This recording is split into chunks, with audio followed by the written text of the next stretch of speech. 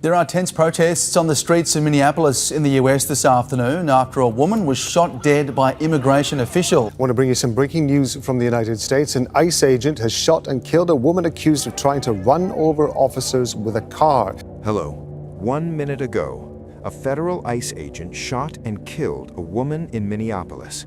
And within minutes, the story you were told was already shaping what you're supposed to think. Not after facts, not after video, immediately.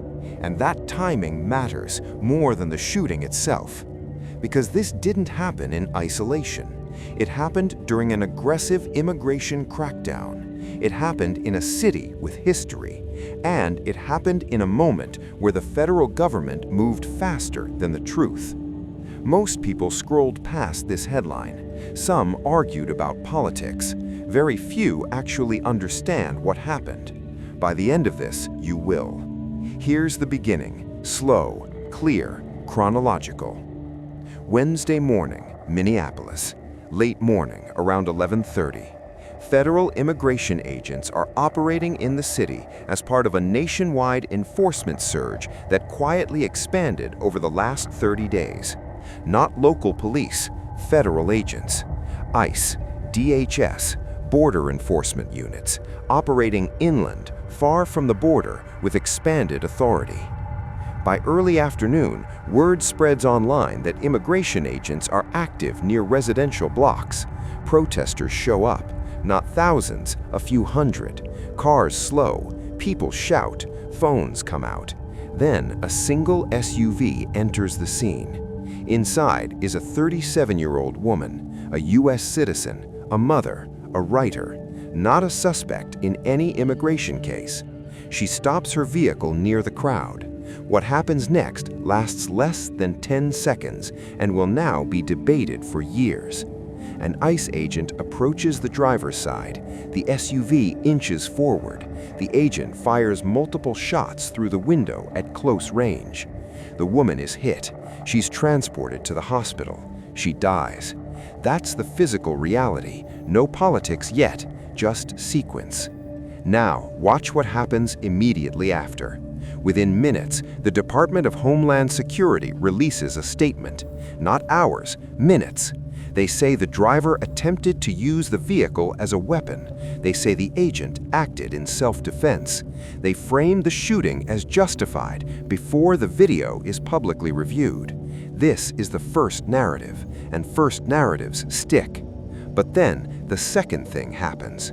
Videos from bystanders start spreading, different angles, different pacing, and suddenly the picture becomes less clean. The SUV doesn't appear to accelerate aggressively. There's no clear impact with officers.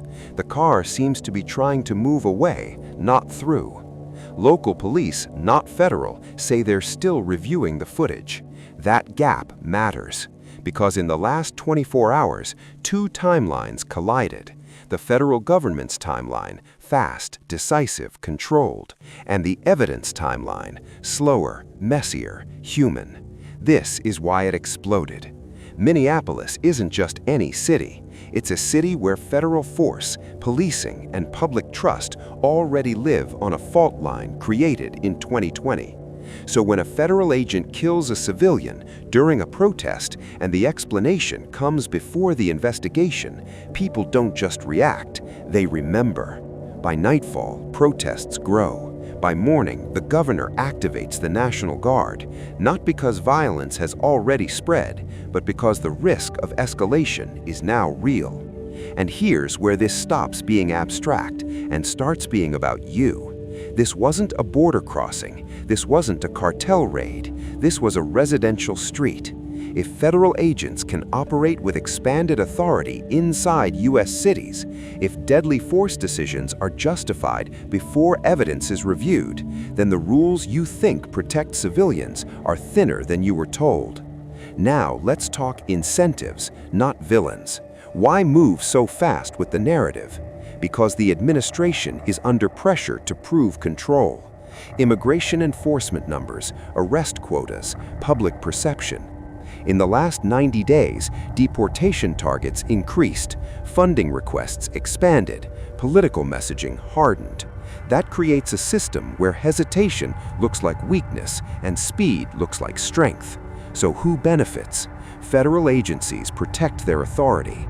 Political leaders avoid looking indecisive.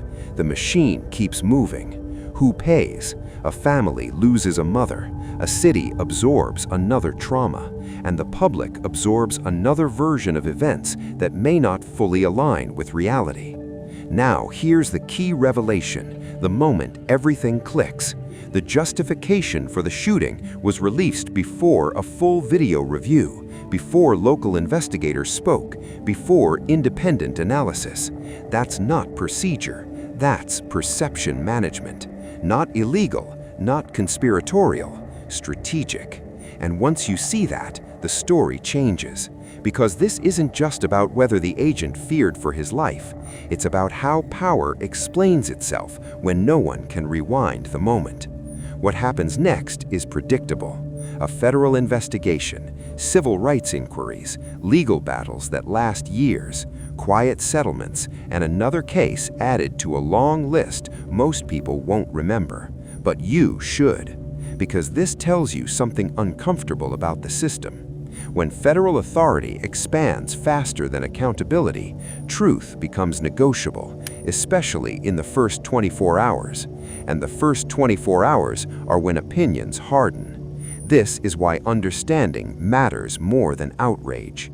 If you made it this far, you didn't just hear a headline, you followed a mechanism. Share this with someone who only saw the headline. Talk about it without slogans. Follow this channel if you want clarity before consensus. Because the most important stories aren't the loudest ones. They're the ones that were made confusing on purpose.